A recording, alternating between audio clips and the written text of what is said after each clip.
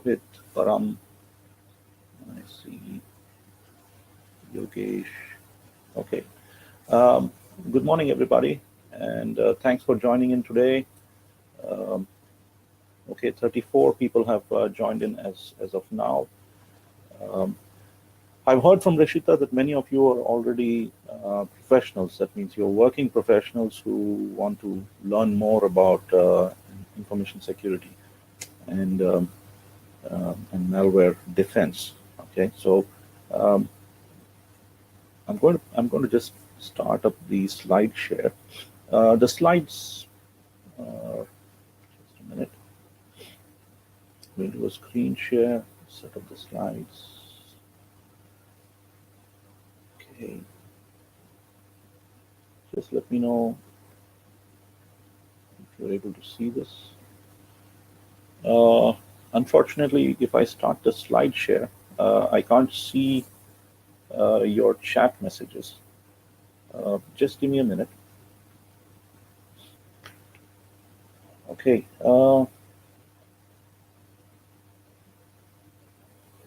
Okay, yeah, you're able to see my screen. Good.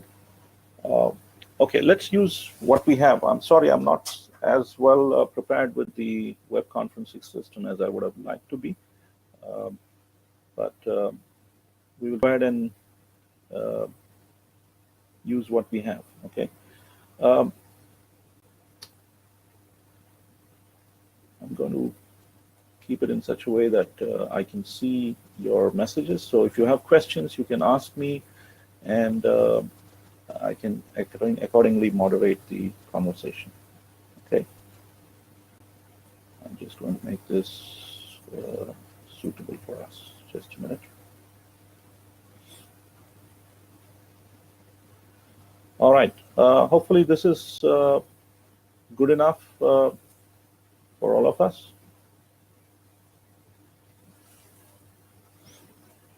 Is this clear enough, the slide work here?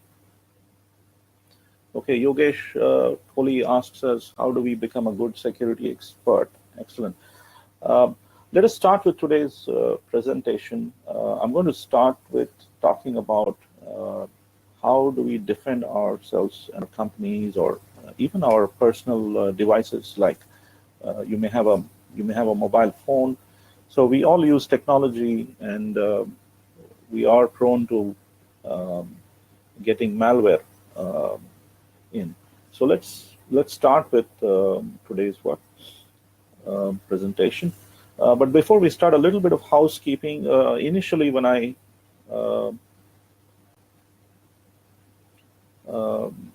choose an option to upload the PPT directly instead of screen sharing, Param, I'm sorry, I've not yet learned this tool well enough.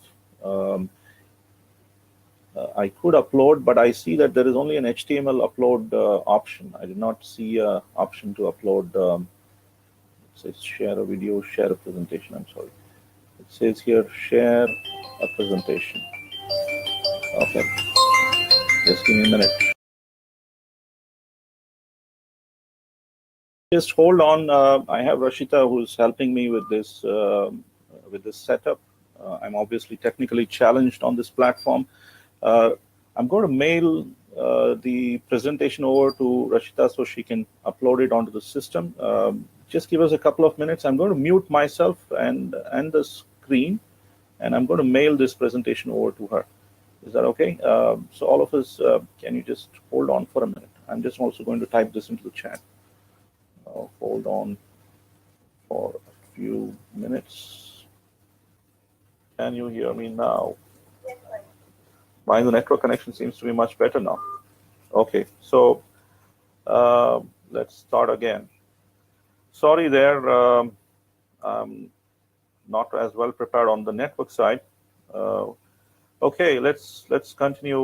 We are back. So malwares lead to data breaches. That means the malware authors who use the malware then to get at your data, often things like your username, your password, your bank account details, Anybody has got into a situation where they lost their bank account details or credit card details and lost some money?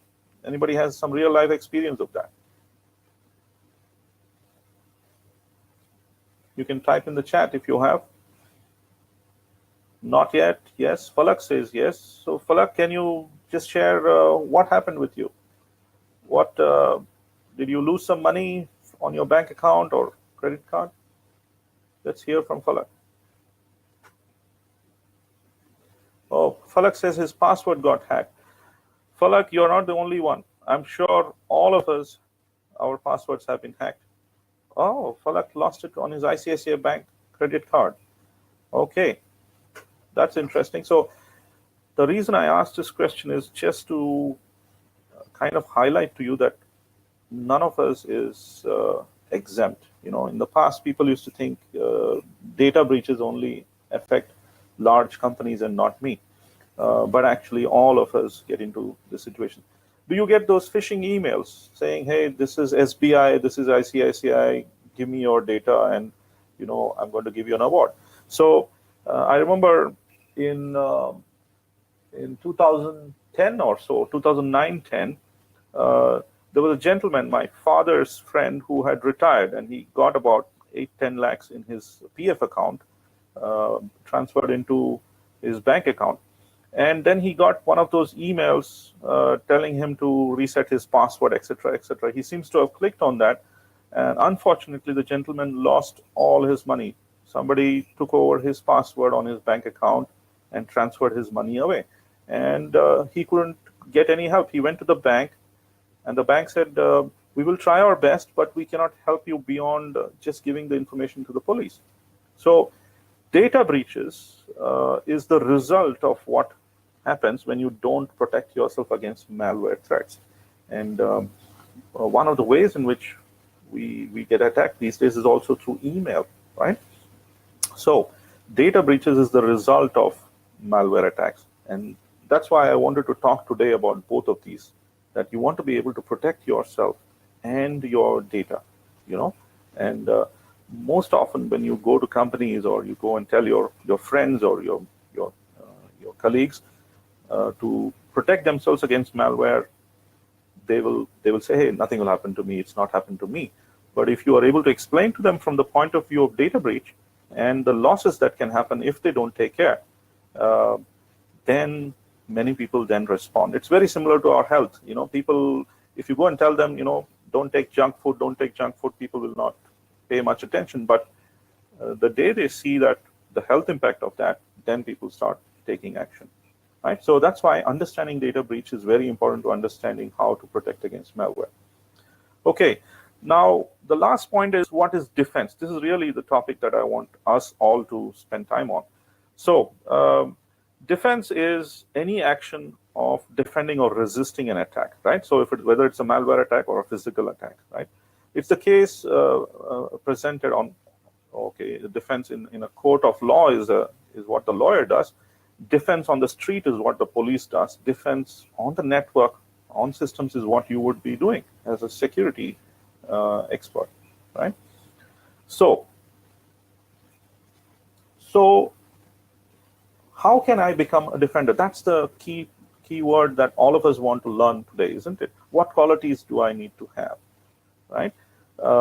So one of the first things is what you've already seen, right?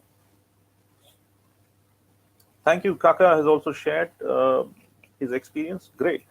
And ATMs are also one very common vector. People duplicate ATM cards, so it's not really a malware attack, but it's a situation where you lose your data. It's more of a data breach attack. People duplicate cards, so you have to be careful when you swipe your cards in different places. There are people keep swipe machines, which are they look like the original, but they copy your data. So Rishabh, you're right. That also leads to data breach and then loss of your money or your data. So we need to be able to defend. Now, malware is one type of security threat that we are trying to defend. Okay, let's study that and become good at it. Then we can expand that same idea onto other areas also, right? Okay, so look at this picture. Do you know who this guy is?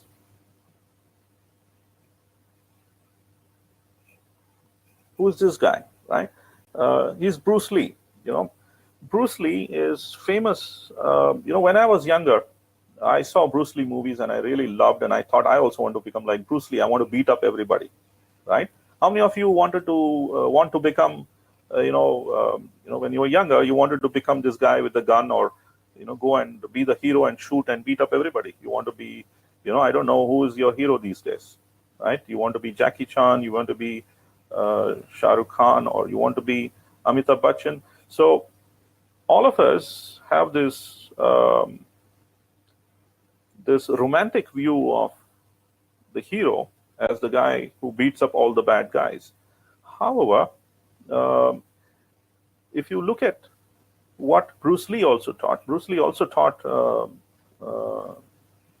judo and how to fight. However, every fighter would tell you this, that even if you go into the army, you speak to people who are fighting wars, they would say the best tactic to fighting is not to fight, right? If you start with a good defense, you avoid the fight, right? So the best way to avoid damage to yourself, your property, and your loved ones is to be able to defend. So that's why I really love defense, right? Because it avoids any damage in the first place. So what tools and trainings do I need to have to become a good defender, right? How do I become a defender? So defender is about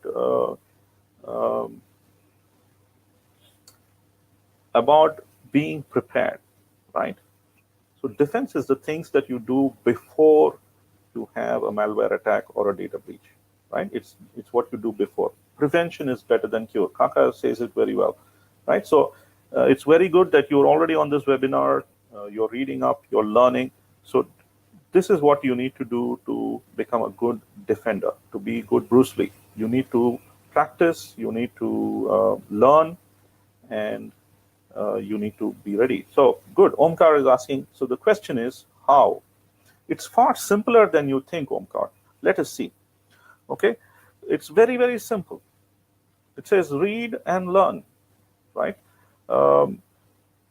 I passed out of my engineering in 1995, and I never thought that I would have to learn again. I said enough of this engineering and learning and going to class and sitting and listening to people.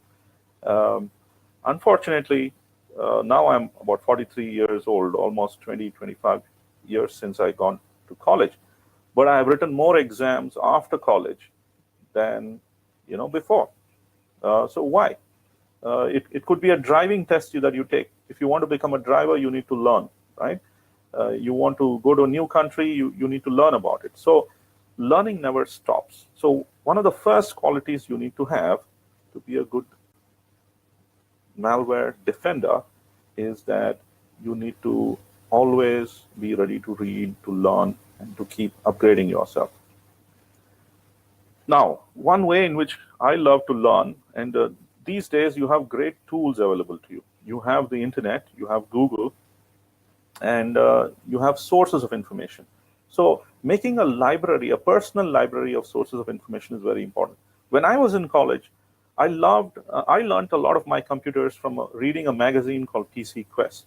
Okay, I don't know if you have you use them anymore, but PC Quest was the way that I learned how computers work, what technology was coming up. And in those days, Linux was just coming up. I was a big fan of Linux. I am still a big fan of open source Linux. In fact, the PC that I'm running right now runs Ubuntu. So I'm running a Linux PC and making this presentation to you using Google Chrome.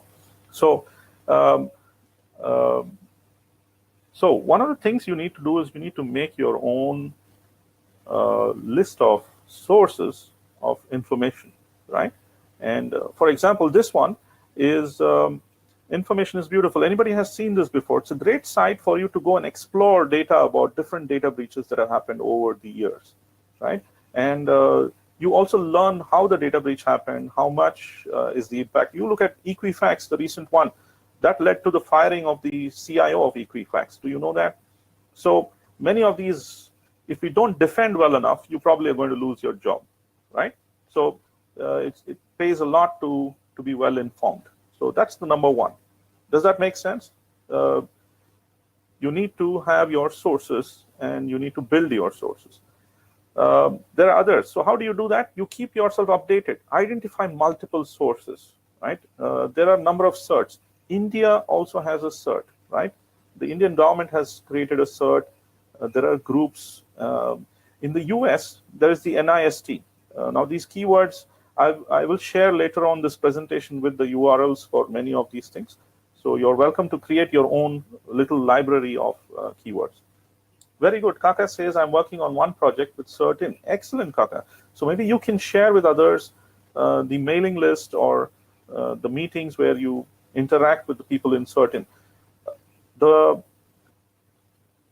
important thing for a security guy, in addition to, by the way, it's good that Kaka has mentioned this, is you need to build a social network of friends in different places, right? Most security attacks, especially denial of service attacks, are stopped by just picking up the phone and calling up your ISP engineer and saying, hey, I'm getting an attack. Can you help me block this on the from your side? So a lot of security professionals actually on the backside, across countries, across organizations, work together to fix security issues. It's very similar to how police have Interpol and they talk to each other and share information to protect citizens. The same way, security professionals also do this. So you need to be part of different security community groups, right? If you can find them. For example, in Bangalore, I know some group has started called SysInfo. It's a cybersecurity group. They meet over, they organize over meetups, and they meet once in a month or so and share best practices. So it's a good thing to do. So I would recommend all of you to find groups in which you can join. You know, vendors organize some of these, CERT organizes some of these, you can organize some of these, okay? Like the webinar we are doing, it's also one of them. However, a more regular group where you interact with other security professionals across companies, across universities, across service providers, go and participate and talk, right? Listen and talk, both ways. So this is the way you will keep yourself up to date. So this is number one, learn and keep learning, right? And build your social networks. You cannot do it alone. You have to do it with people. Next, very, very, very important, copy. Wow, you know, I don't know if you've been told this in school. I'm sure all of your teachers said, don't copy. But that's the way you will fail, right? If you don't copy, you will fail. If you copy, you will succeed.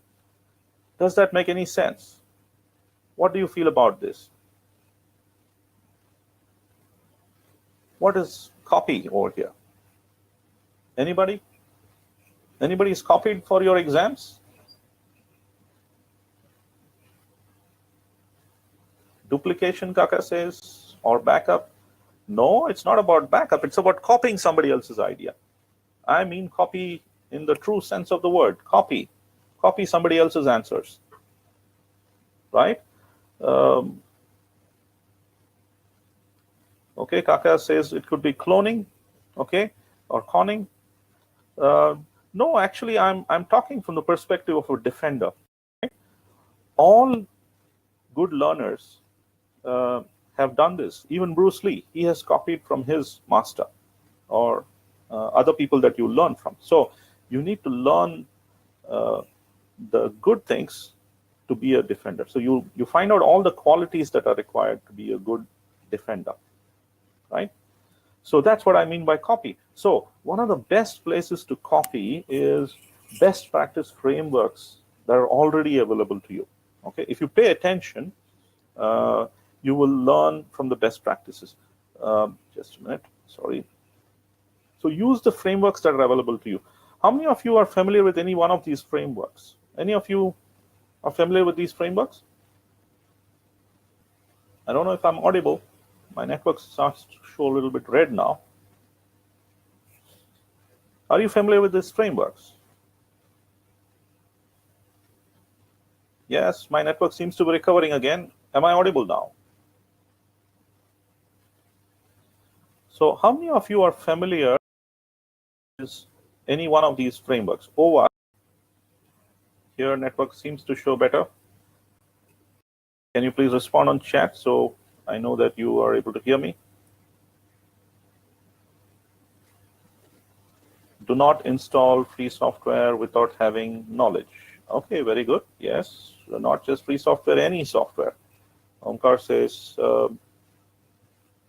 right, do not allow pop-ups. Omkar says, very good. Am I still audible to people? I can't see the presentation coming up here. Just hold on. Okay, I think it's back now. Okay, Kaka says yes. Okay. So we're back up. So yes, you're audible. Okay, thank you very much. So we have a whole bunch of frameworks available here.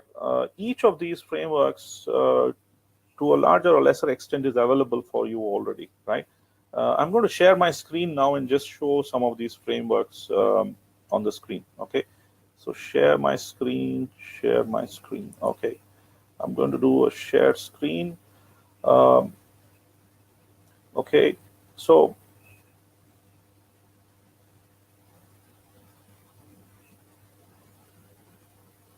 okay, here is a bunch of things I like. Okay, I'm going to in such a way that I can see you. Okay, so you can keep. So one of the frameworks that I like is CIS, Center for Internet Security. Can you see my screen? Can you just confirm on chat that you can see my screen? Just say yes if you can. Okay. Omkar says yes. Pawan says yes. Great. So CIS is Center for Internet Security. I encourage all of you to log into this, create your free membership account, and get access to what the work that they do. So CIS is quite an old initiative on the internet, started by a whole bunch of technologists. They built great cybersecurity best practices. Now they have Control 8, which is specifically meant for malware defense. Okay, and they have documented a whole bunch of tools and techniques that you can use, and they call them controls. Right? It's called controls. Right? So control is about the things that you will do to defend yourself. Right? So a great framework is CIS. Now, because this is a shorter webinar, we don't have time to discuss the details of each one of this, but I'm sure you can access this more, and then you can see it later. Okay. The other one that I like is the NIST. Right. NIST has published quite a bit of guides on information security and defense against security threats and best practices around those. So you're also welcome to look at NIST. I don't know if I have it here now. The usual vendor one, Microsoft here. Microsoft has improved their work on malware defense. So I encourage you to also read Microsoft's work. I'm generally biased against Microsoft, but I think they're doing good work these days. So you can use them. I want to look at one more, which is NIST. I think I've uploaded a PDF in the sharing area, where you can look at NIST also. But let's do a simple Google search. I'll just show you how easy it is, right? NIST malware defense, okay. There is a NIST document around that. Guide to Malware Incident Prevention, okay. So NIST publications are all, the SP 800 series is all about security. So I encourage all of you to look at not just the SP 883 here, you can look at the other publications. And the good thing about NIST is they make all of this available free as guidance, right? And so this one is a little old, you see it from 2013. However, it's got excellent guidance on how you can prevent, okay, using different techniques. So detection techniques, containment techniques. When you want to do it across a large organization, a bunch of users. Let's say you're in your university and you have 1,000 students. How do you do it? How do you make it happen across so many people? You are in a large company. How do you do it? Things like that, right? So highly recommended. this is also a great place for you to copy, right? So go ahead and just copy, at least start with the basics. It's very similar to if you want to do bodybuilding, what do? You look at a great bodybuilder like Arnold and you say, okay, let me copy his technique. What did he do? How did he do it? And let me copy, right? So go ahead and copy. Copy is not bad. Many of us have been told in school copying is bad and that you are, less than yourself if you do a copy. However, let me tell you this. Everybody who has ever been anybody, right? Everybody has always learned from copying. Even if you ask Sachin Tendulkar, he learned by copying, maybe Donald Bradman, right? So everybody has learned from somebody else. So copying is not bad. It is extremely good. When you copy somebody else's method, you learn from that and you apply, and then you get ideas on how you can improve on that method. And I encourage you, I love the fact that open source allows you to give back again. So if you've learned something more, you give it back, right, to the community. So you can do that. That's what I like about OWASP. OWASP is a framework for application security. And more and more, those of you who are in software development, more and more, this is a space where malware is getting injected into different applications. So it's good for you to know about malware security in software code also. Okay, I'm going to stop this screen share now. Hopefully it goes away. Cancel. I don't see it stopped. I want to go back to document. Cybersecurity. Finish. Okay, can you please confirm if you are able to see the screen back here again, the framework screen?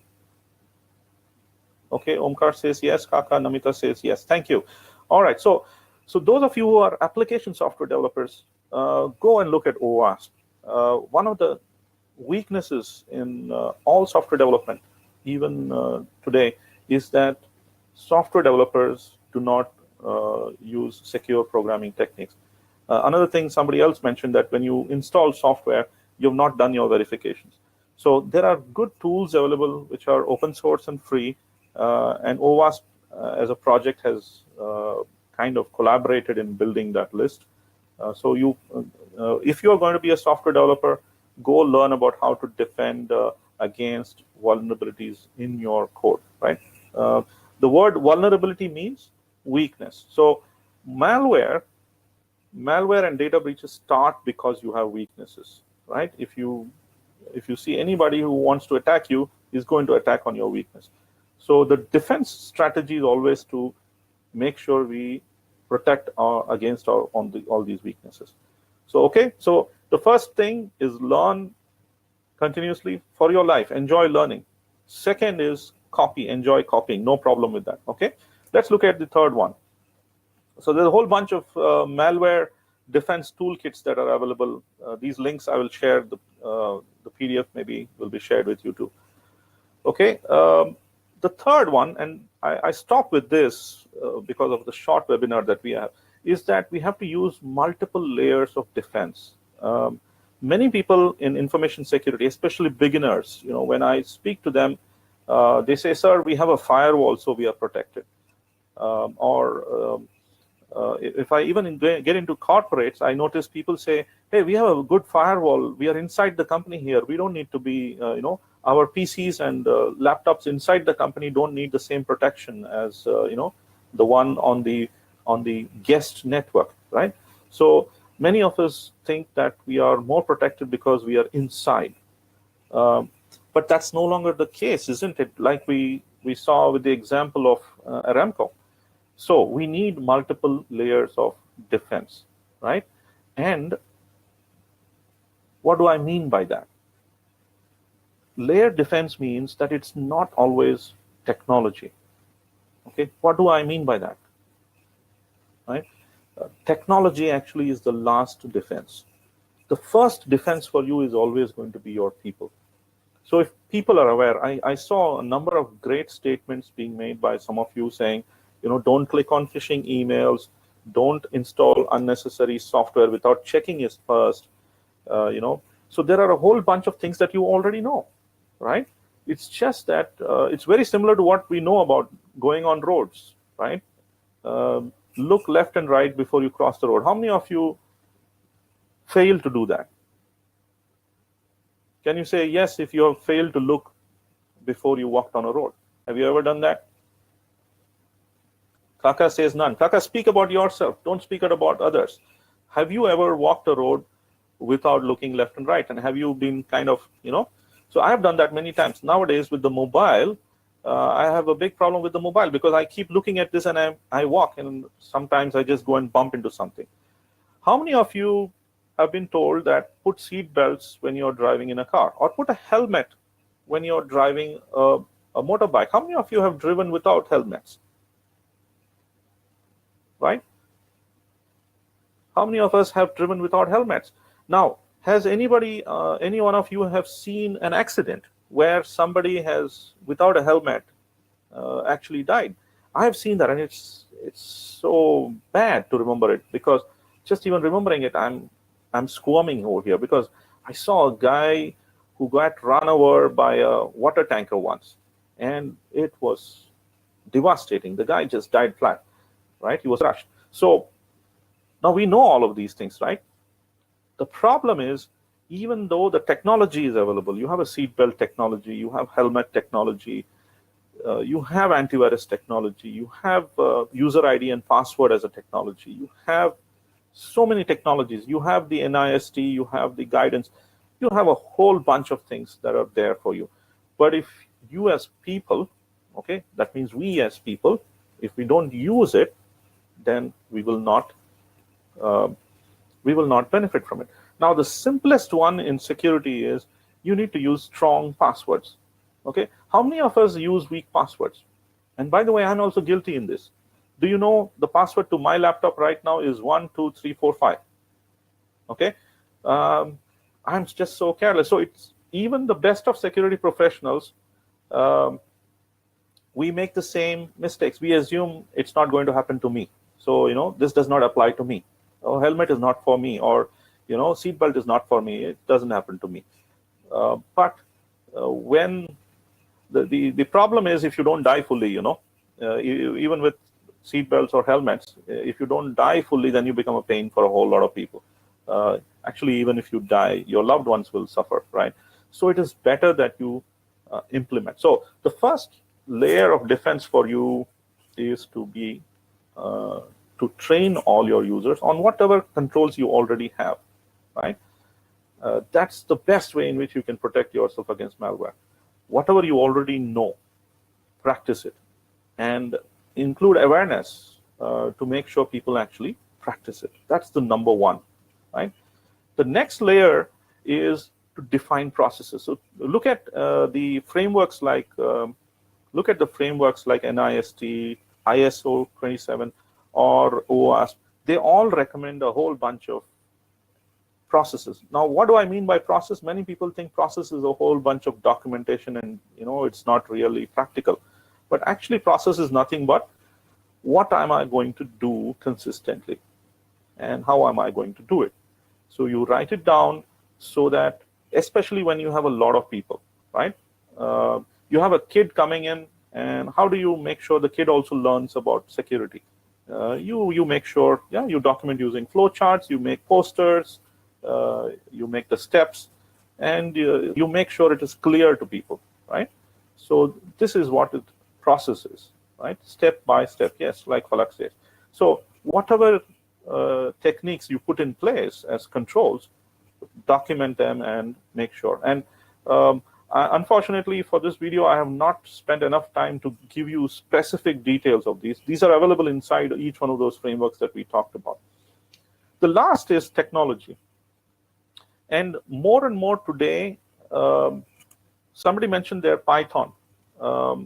Whether you're a system administrator, or you're a software developer, or you're even a user, I recommend highly each one of you learn programming, at least some scripting language. Python is a good one. I love open source, so I would recommend Python.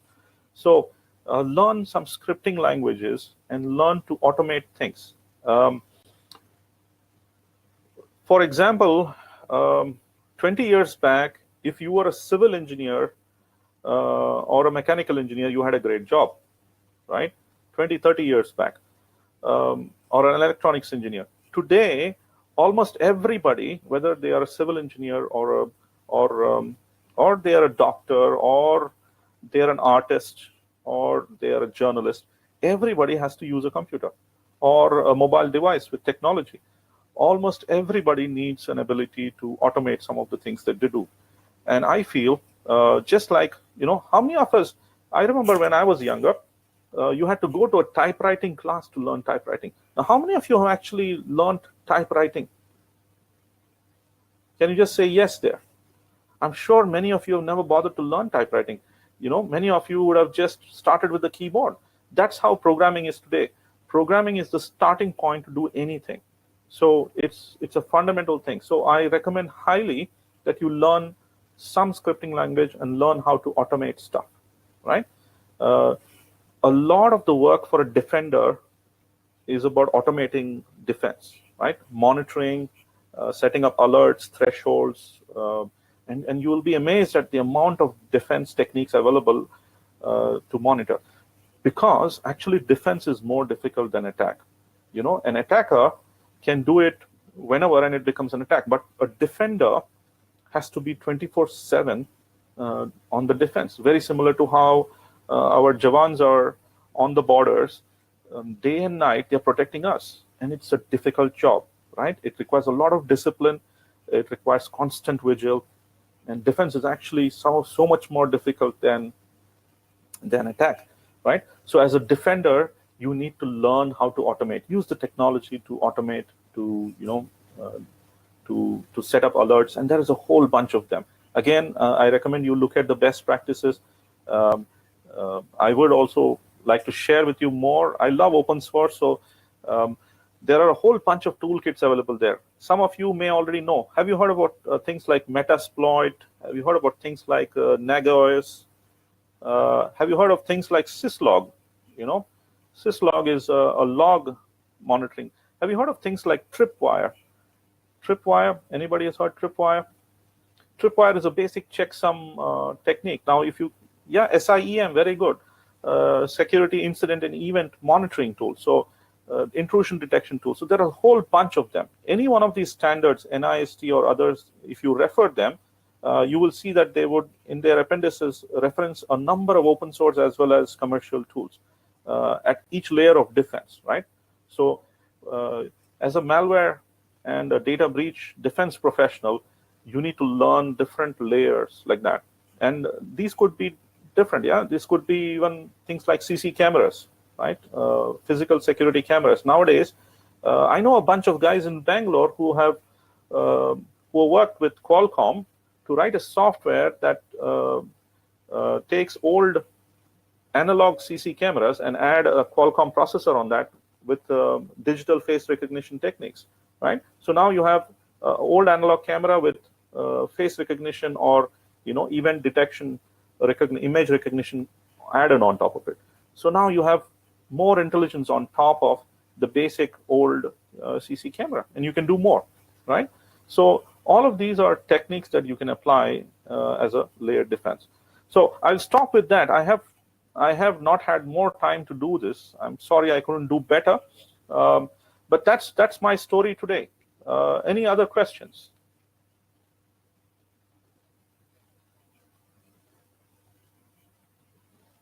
Feel free to ask any questions. I know some of you wanted guidance on how do you start a cybersecurity career. I don't know what is the amount of time we have. Rishita, can you just tell me how much time we have left? Let me check my time here. Yeah, we are at. Okay. So in terms of career, my only recommendation to many of you, Pawan asks, how? Please guide me, sir. Okay. If you already have a career, you already know something, right? My recommendation is start in one place and get deeper in that space, right? So let's say you're a programmer, then I would say learn all kinds of things about how to write secure code, go to OWASP and go and figure that out. So dig deeper into your area. I like what Prime Minister Modi often talks about. He says many of the students today, they say, sir, I have got a degree, now I want a job.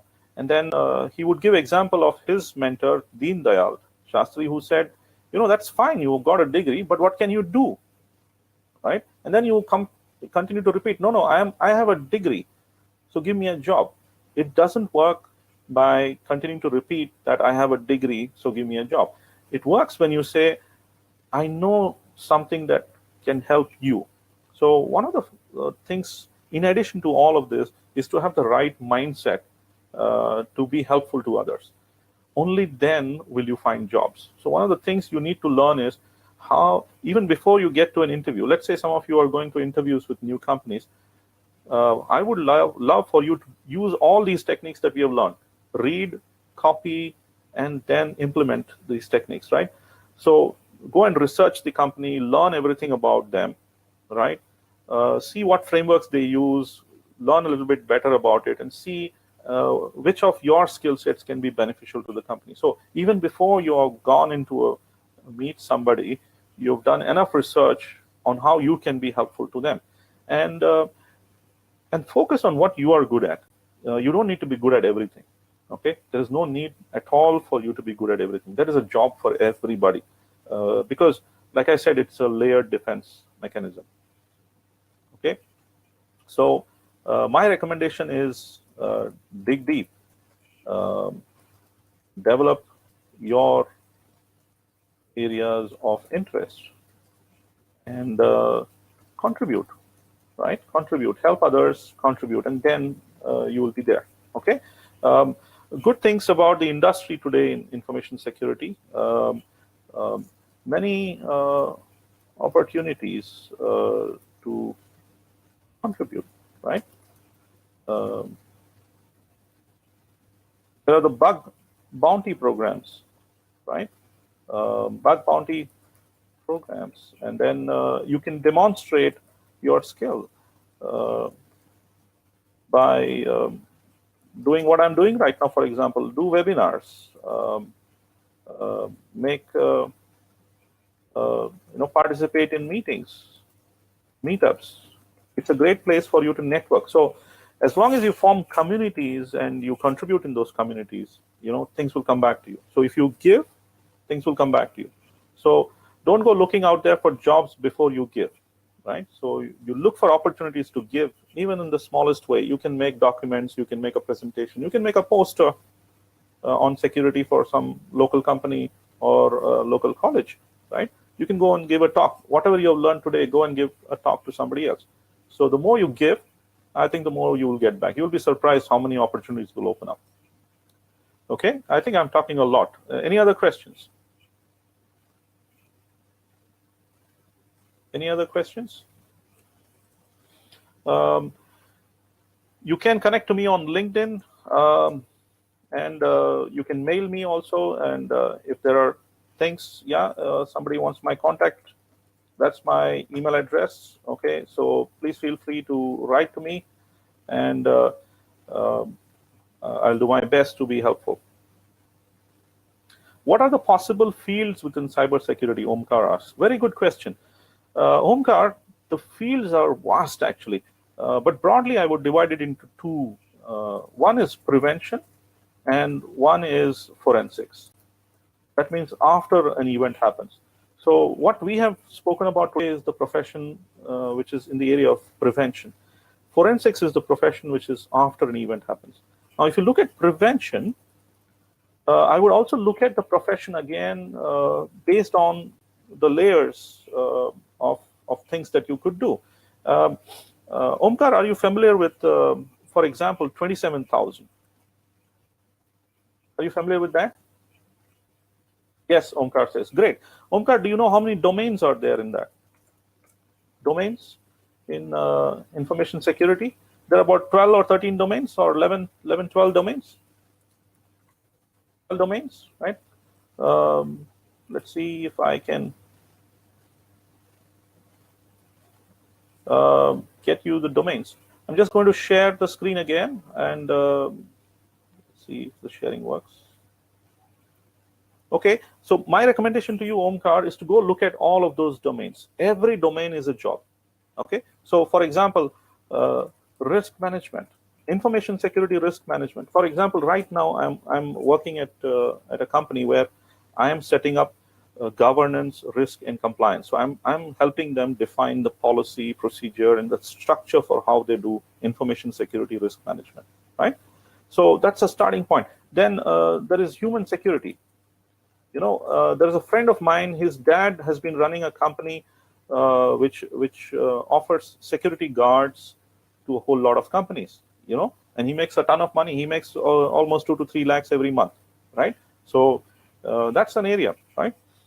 Then you have physical security, right? That's typically what it is. So if even in physical security, one of the growing areas in physical security is the ability to do CC cameras integrated with central servers and surveillance and all of that. So that's a great field that is growing. So if you are good in surveillance techniques, that's a space, right? Physical security. Then we have all of these, right? Network security, application security, device security, right? So programming security, you can go into every level, and there is a job in every space, right? So the thing is, you can just enjoy any one area that you pick up, you start enjoying, and then you can become better at it. Okay, Omkar says, can you give me an idea of your day-to-day activity at your job? All right. See, my job now is to define. So I run a company called BTP Technologies, right? So our company does consulting and training. So we help customers in implementing systems. So my day-to-day job consists of speaking to people, interviewing people to hire and place them at customer sites. For example, I need a person right now who is good at understanding policies, procedures, and controls, and documenting it as using ISO 27000, using NIST. There is a standard here in the UAE called the NISA, the National Framework for Security. So I need a person who does that, right? Okay, Omkar says Six Sigma. Six Sigma is also applicable. However, it's not so much used in security these days. It's used a lot more in quality. We help customers also with Six Sigma, especially if they want to improve performance, right? So that's also part of our job. We implement frameworks like ITIL, ISO 20000. So we help customers improve their performance in that space also. So that's my day-to-day job. I manage teams of people, as well as I help customers implement these things, right? I do a lot of meetings with CIOs and CEOs, trying to help them understand the risk of not having something. So I make presentations on the current risk profile of a company, and then help them decide what are the controls they should put in place, how much money they should spend on which type of controls, right? Well, how much training they should do, how much process they should put in place, which technology they should select. So I help them that. Okay, Omkar says terms and conditions. What do you mean by that?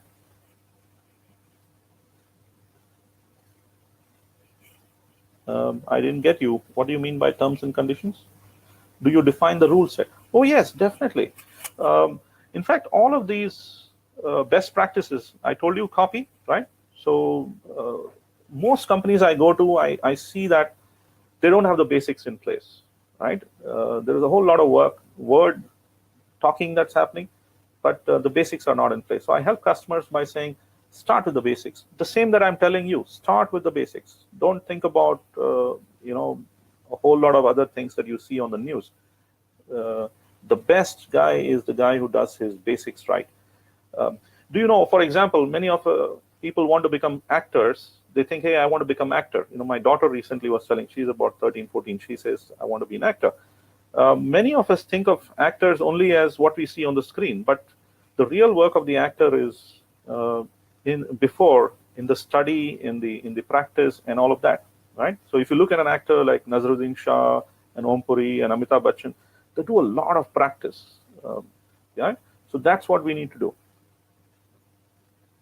Okay, any other questions? It must be lunchtime for you in India. What could be the possible future scope of such a profile like yours? Oh my God. Future scope of profile like mine, maybe very soon I'll lose my job in a few, maybe 10 years. What I noticed is, do you or your company help us in getting job? Kumara says. If my company typically hires people, yes, we can help you get jobs if you meet our specifications. So please write to us. Yeah, if you're talented and you're willing to work hard, and if you're willing to do it for free for us, we will definitely hire you. But yes, you need to be flexible, and yes, definitely there is a lot of scope. Omkar, in terms of future scope for a profile like mine, see, I have. Personally, I have a much broader profile than many people because I can handle technology, open source. I understand technology. I worked in network space, as well as I understand business. Right, so I have a much broader profile by now. I'm now 43.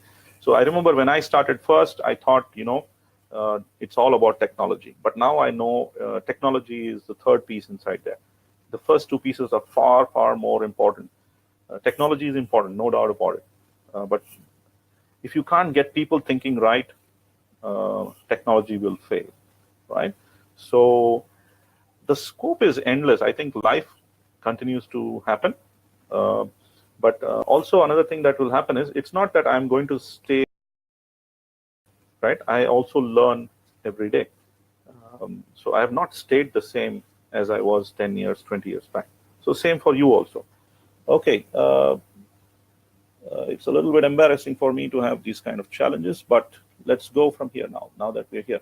I see somebody has asked, how long are we going to have this call? I think we'll have a talk which is around 30 to 40 minutes, and I would like to have a lot more questions from you, and then I can guide, I can talk on areas which are of interest to you. Okay, in fact, that's how I thought of starting, saying we would look at time. I was initially told it's going to be 2.5 hours. That's huge. I know you'll get tired listening to me talk for such a long time.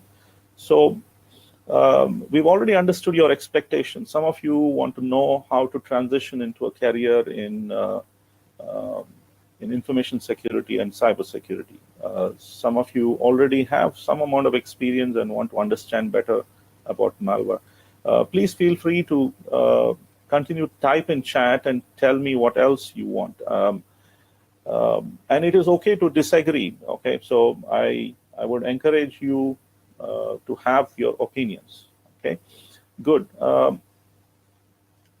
Moving forward, just a little bit about who I am. And should you really trust me, in security, my recommendation to you is to not trust anybody, even me. You should do your own research. That's one of the skills you need to learn as a defender. You need to be able to do your own research, okay? But a little bit about myself. I'm Venugopal Maddukuri. I started my career in computer support with HCL in 1995. And after a year with HCL, then I worked with VSNL, which is a telecom company. So I worked in the ISP business early in '96. India got its first internet service providers. So I was working with one of them. And then I worked with other internet service providers till around 2000, when there was the .com bust. We had a data center that had to be closed down, and then I got into infrastructure management, which is IT service management and setting up infrastructures for companies and things like that. In 2007, I started up, along with a friend of mine from Sun Microsystems, we started a company called Business Technology Partners. So we started with an idea that we can consult that we can help better. We thought we were better than our managers, that our managers did not know what they were doing, and we felt we could do better. Well, 10 years later now,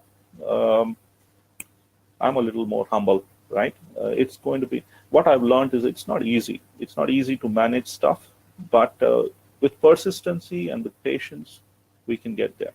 So one of the key skills you need to have, somebody asks here, how do you start a career in cybersecurity? First thing you need to have is persistence. That means you need to keep at it. You should not give up.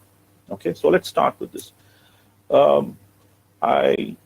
I put in a slide over here to understand who you are, and I thought, some of you may be coming from a perspective as a student or as a home user. You want to protect yourself. How do I protect myself from malware and data breaches? Or some of you want to be professionals, like many of you here, like Omkar says, how do I start to become a professional? Omkar may be thinking that cybersecurity is this fashionable profession where I'll get a gun to shoot others, right? We will see about that. Or there are some of you who may be business owners trying to understand how we can respond to different security issues within our companies or within our businesses. Yogesh asks for slides on email. At the end of this presentation, you will get it. Don't worry, the slides are not so key. What's key is right now for you and me to have an exchange of ideas. So, okay, going ahead, let's look at an agenda for what we can discuss in the next 30 to 40 minutes. Okay, we would look at what is malware. Okay, we'll see what is a data breach and how do we defend. What is defense and how do we defend? How do we become a defender? Right? What qualities do you need to have? And what kind of trainings or tools and trainings that can help you get there? Okay. This is a brief exploration. This being a short webinar, it's going to be a brief exploration. Okay, let's start with what is a malware. Let me also get a little more comfortable here. Just a minute. Okay. All right. What is a malware? Malware, this is a definition from Google that I picked up, is any software which is specifically designed to disrupt, damage, or gain access to a computer system. So I think malware is essentially, if you look at the way it is written, you log into any system which you do not have permission to log into, and you use a software to do that, it starts to become a malware. So something that is logging in to your system without your permission, broadly I would classify as a malware. Can you, in the chat window there, can you give me examples of malware? Can some of you type in there, what examples of malware do you already know?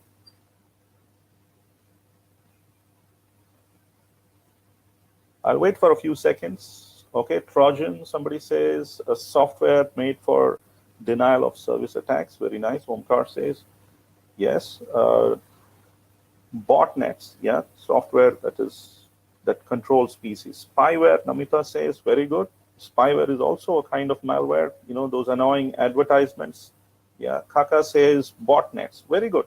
So these are all malware, things that do things without our permission on our systems, on our networks, right? Now let's look at, you've already mentioned many of these. I took this from a writer and who has written a book around this. There are a whole bunch of types of malware. The earliest malwares were called viruses. Many of you seem to be younger than me. I've got a lot of white hair. The earliest malware was called viruses. Do you know, by the way, one of the earliest writers of virus was from Asia. Anybody knows where some of the first virus writers are from? Has anybody done any reading on that?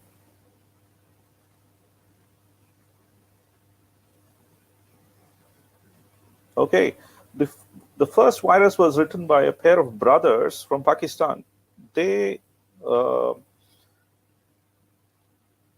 the brothers actually had a company which used to offer software to people, and they had a problem. They used to make software on floppies and give it out at that time, and people would duplicate the software and they would lose money. And so to protect themselves and their business, they wrote a little program that would go and just write on the boot sector.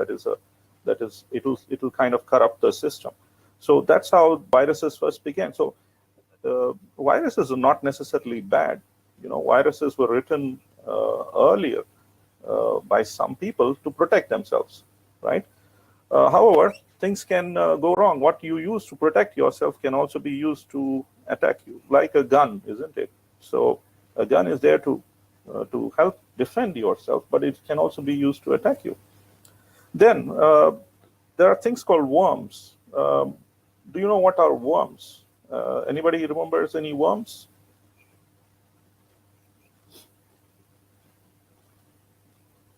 Anything? Any memory of worms? Worms are things that spread also beyond. They propagate themselves. So people found out that you could make viruses which can self-propagate. That means they would copy themselves, multiply, and propagate across systems. That's when they started to be called worms. So these are things that once they infect your system, that means once they are installed in your system, they will also copy themselves over to other files and then duplicate themselves. Then Trojans were specifically built. This is from the Greek mythology, but basically it's to deceive you into logging into a system, into allowing a virus or a worm into your system. So yeah, Omkar says it's typically a terminology from warfare. You're right, 100% right.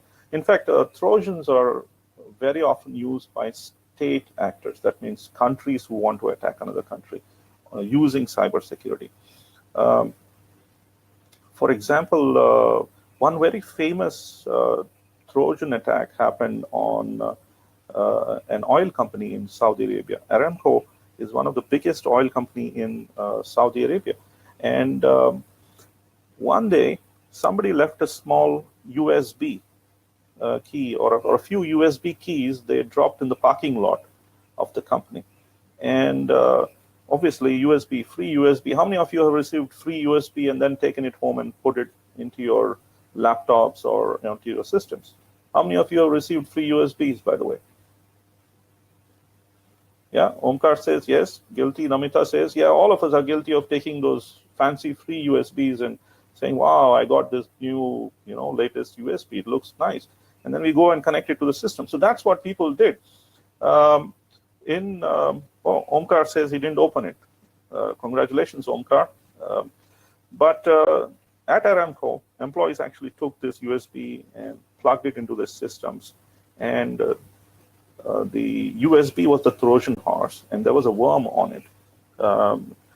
So that worm, it was actually a ransomware, a worm which also kind of was like a ransomware today, but in terms of it started encrypting all the hard drives. So it would copy itself onto a PC or a server over the network, and then it starts executing and it starts encrypting all the hard drives. In fact, almost 30,000 PCs and servers at Aramco were infected through this Trojan horse technique. So it's a combination of a Trojan horse and a worm, and it ended up encrypting everything. it was a huge loss for Aramco. In fact, the worm that was written as part of this was so good that it also infected the BIOS of many of the systems.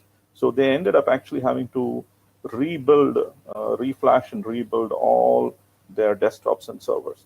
So it was a huge expense, almost a month of effort. I've heard that they actually hired a Russian aircraft to go and buy hard disks from Taiwan. They essentially bought all the hard drives from the market because they had to just replace all hard drives. So that's the kind of attack. A malware attack can be that devastating. You heard many others. There are attacks due to bots. Some of you mentioned denial of service attacks. Recently, there have been quite a few bot attacks, denial of service attacks. Any of you have heard about bot attacks? Any examples that you want to share?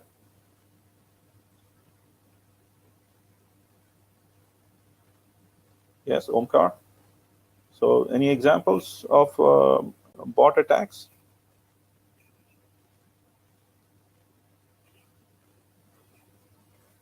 There were a couple recently that I heard about.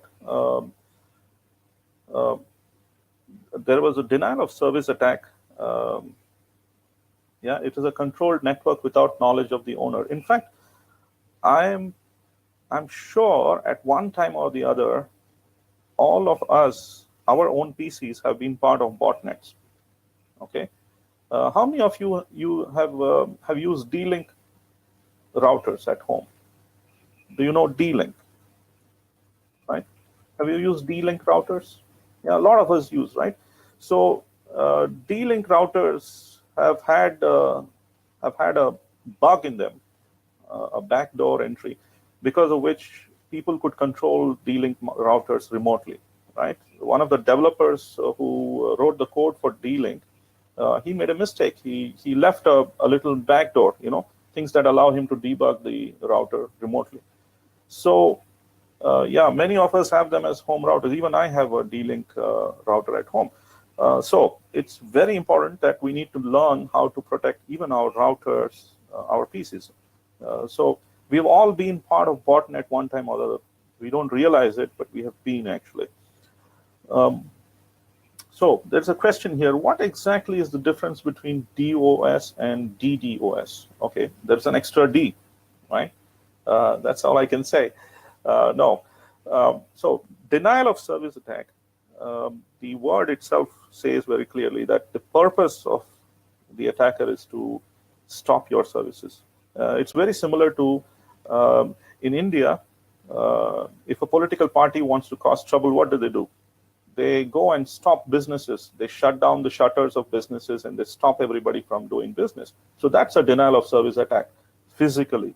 The same thing when I do on the internet, then that's called a denial of service attack online. So how do I do that? If there is a website, there's Flipkart. I just pump a whole bunch of traffic onto Flipkart in such a way that their network becomes choked up. So that's a denial of service attack. Now, when I do it, usually what happens, let's say, if you look at even physical attacks, right? Let's say you have a shop on MG Road, and MG Road is there in every city in India.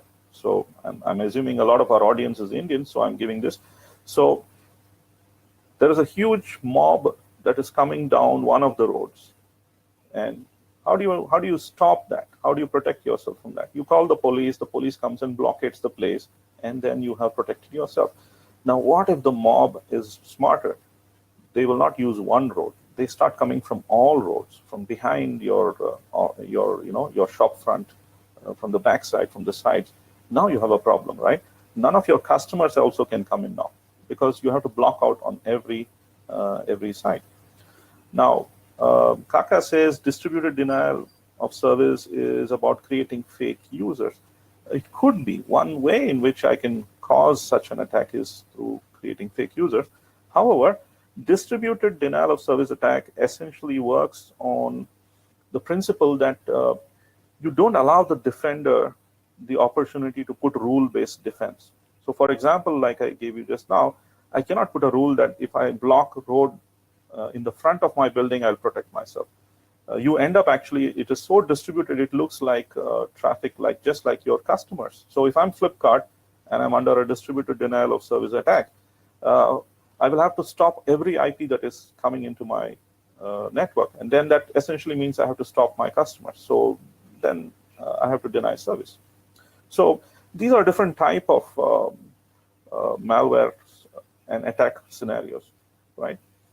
Then there is ransomware. This has become quite popular in the last year because people started monetizing their attacks. That means they would encrypt a hard drive and then they would say, okay, you need to pay me this many bitcoins, or on a certain address, you need to make payment, and then I can give you a release code that allows you to release. There was a blog where the information regarding some particular religious defamation, they hired a malware service and provided the blog URL through multiple logins. So Omkar gives an example. You're right, Omkar. There are many ways in which you can do denial of service attacks. You basically flood the host, right? You flood the host, whether it is the number of users, right? In fact, you will notice the same techniques you can use physically too. Let's say you are getting into a college and you have a security guard verifying you. How do you pass the security guard if you don't have an access card? You go with a bunch of friends, right? You just make the security guard busy and you pass. So what you've done essentially is a denial of service, right? The security service gets compromised. The same thing you can do online. So if you look at, as a security professional, if you think of the scenarios, and then you can find solutions. We will use the words later on. I'm going to introduce you to words which will explain this. Okay. Yes, CAPTCHAs is one more way in which you can defend yourself. Then there are rootkits. Anybody has heard about rootkits? Rootkits are again similar to worms. These are just different names for the same things. Rootkits are more familiar in the Unix world. Essentially, those programs which will allow you escalation of privilege. That means you become the administrator on a system by just executing your program, right? So if you have a program which allows you to take over a host system or a server by becoming an administrator on the system, and then you can remotely control such a system, remotely or even locally for that matter. This is called a rootkit.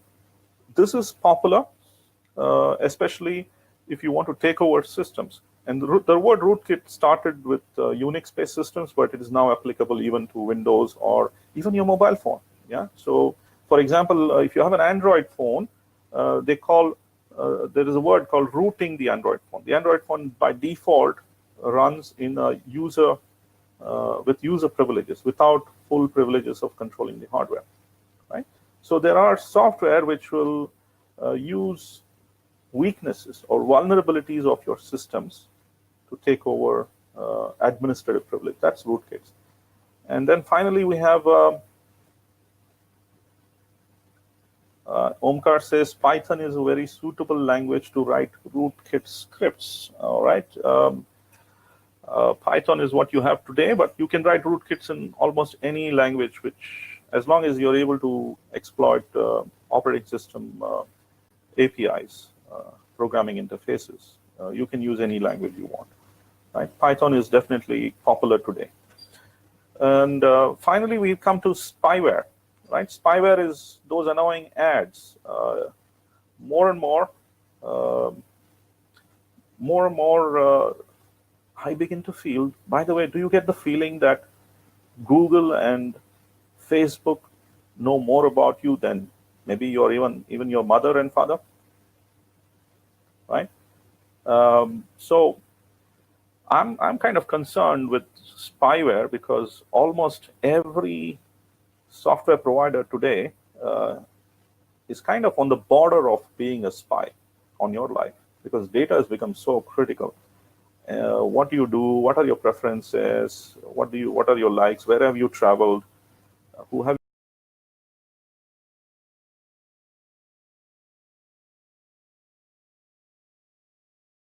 information? So almost everybody is doing spyware now. Previously, we used to call something spyware. Now, I believe almost everybody is a spy, including Microsoft, Google, Facebook. The question is, who do you allow to access your data? As long as they have permission from you to access your data, then we don't call them spies. But if they do it without your permission, we call them spies. Okay, so these are all the different types of malware. Now, the interesting thing is today, obviously, we are here to see what we can do as professionals to data breach, right? Okay, I hear says that he can't see me or hear me. Voice not clear, no video, audio and video scattered, no video. All right, just give me a minute. I'll refresh this session. Hopefully that should fix it. Okay. Unfortunately, I'm also okay. The state in which I am in. Okay, but still not very clear. I'll type in. Okay, I am operating from UAE, and the government probably is spying on me. Almost all networks today have data breaches. All communication is monitored, right? All communication is monitored. Okay, I think it is time to say goodbye. We had another network disconnect here for some time. Bye-bye then. I don't know if all of us are online or the session is closed. Okay, I think we should be closing the session then. Thank you very much, everybody.